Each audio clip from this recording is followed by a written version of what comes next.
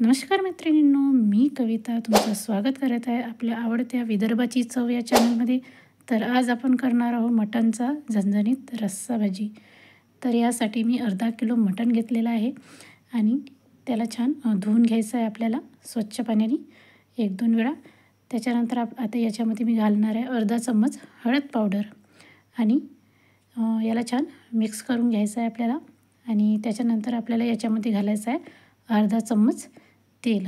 आणि आता याच्यानंतर आपल्याला कुकरला लावून घ्यायचं आहे ही भाजी आणि चांगल्या 2 ते 3 शिट्ट्या आपल्याला काढून घ्यायची आहे लो फ्लेमवर. आणि याच्यानंतर आता आपण करणार आहोत मसाल्याची सुरुवात. तर यासाठी मी एक चांगला अर्धा खोबरा भाजून घेतलेला आहे छान. आणि त्याच्यानंतर मी भाजून घेतलेले आहे 3-4 म्हणजे 5-6 कांदे. आणि याचा आपल्याला छान भाजून घेतल्यानंतर हे बघा आता हे छान याचे टरफलं वगैरे काढून आपल्याला आणि खोबरा पण छान ठेचून याचे तुकडे करून आपल्याला आता हे ताव्यावर चांगले भाजून घ्यायचे आहे. तर सर्वप्रथम मी थोडंसं तेल घेतलं आहे, त्याच्यामध्ये मी जिरा घातलेला आहे. आणि त्याच्यानंतर आपल्याला याच्यामध्ये घालायचं आहे धने अर्धा 1 वाटी आणि थोडेसे शेंगदाणे हे आपल्याला याच्यामध्ये टाकून घ्यायचं आहे. त्याच्यानंतर मी घेतलेले थोडेसे चिमूटभर तांदूळ ते पण आपल्याला याच्यामध्ये टाकून घ्यायचे आहे. आणि जे आपण याला छान आता मिक्स करून घ्यायचं आहे थोडंसं मीडियम गॅसवर. या मसाल्याला थोडंसं छान असं खरपूस असं आपल्याला भाजून घ्यायचं आहे. या मसाल्याने भाजीला अशी 1 नंबर अशी चव येत असते. तर तुम्ही पण नक्की ट्राय करून बघा हा मसाला. त्याच्यानंतर मी जे आपले भाजलेले कांदे आणि खोबरं होतं ते पण पूर्ण घालून घेणार आहे याच्यामध्ये. आणि याला छान मिक्स करून घ्यायचं आहे आता आपल्याला.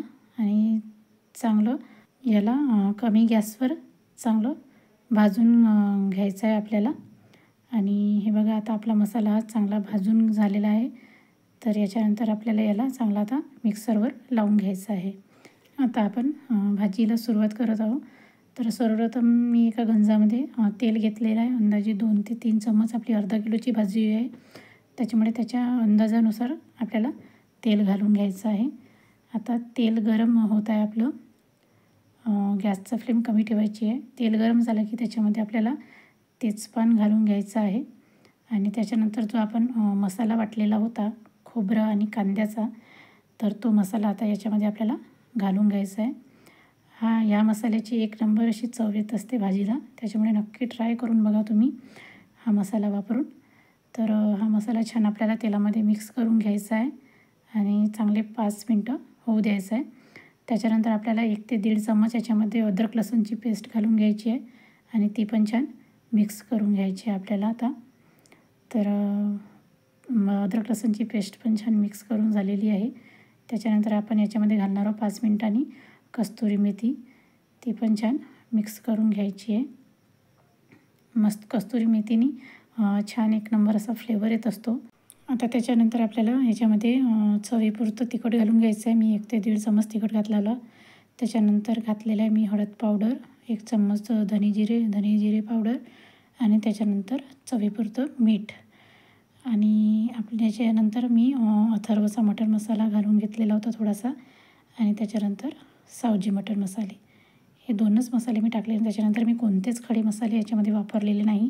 तरी 1 नंबर अशी अप्रतिम चवीची मटणची रस्सा भाजी झालेली होती. त्याच्यामुळे तुम्ही पण नक्की हा मसाला ट्राय करून बघा. त्याच्यानंतर मी हिरवा कोथिंबीर घालणार आहे याच्यामध्ये आणि छान मिक्स करून घ्यायचं आहे. त्याच्यानंतर जे आपण वाटण वाटलेलं होतं त्याच्यानंतर तो मिक्सरच्या भांड्याला पाणी लागलेलं होतं, त्याच्यामध्ये थोडंसं साधं पाणी घालून मी तो पाणी घालून घेतलेला आहे. आणि याला छान आपल्याला 5 मिनटं उकळ काढून घ्यायची आहे. आणि तर आता बघू शकतो आपली चटणी अशी 1 नंबर आहे. बघा आता 5 मिनटानंतर छान तेल सुटलेलं आणि कलर पण 1 नंबर असा आलेला आहे. तर याच्यानंतर मी जे मटण शिजलेलं होतं ते घालून घेतलेलं आहे याच्यामध्ये आणि याला छान मिक्स करून घेतलेलं आहे. तर बघा आपण छान मिक्स करून घेतलेलं आहे भाजीला. आणि हो, तुमच्याकडे कोणत्या पद्धतीचे मसाले वापरतात आणि कशा पद्धतीने तुम्ही मटणची भाजी बनवता ते मला नक्की कमेंट करून सांगा. तर माझी रेसिपी तुम्हाला आवडली असेल तर प्लीज माझ्या चॅनलला लाईक करा, शेअर करा आणि सबस्क्राईब करायला विसरू नका बरं का. तर बघा 5 मिनिटांनी एक नंबर अशी भाजी दिसत आहे. कलर पण एक नंबर असा आलेला आहे. तर तुम्ही पण नक्की ट्राय करून बघा. आता आपल्याला याच्यामध्ये पाणी घालून घ्यायचं आहे. जे आपण भाजी उकळली होती तो पाणी आणि अजून आपल्याला थोडंसं पाणी याच्यामध्ये ॲड करायचं आहे. तुम्हाला जेवढं पातळ पाहिजे तेवढं तुम्ही पाणी याच्यामध्ये ओतू शकता. खूप जास्त पाणी टाकायचं नाही, तर मग भाजी पांचट होईल.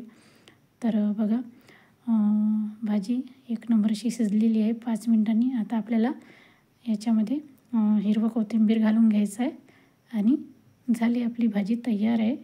मटणची रस्सा भाजी विदर्भ स्टाईल. तर नक्की ट्राय करून बघा तुम्ही आणि मला कमेंटमध्ये सांगा की कशी झाली आहे भाजी. चला तर मग पुन्हा भेटूया अशाच एका झणझणीत रेसिपीसोबत. Bye bye.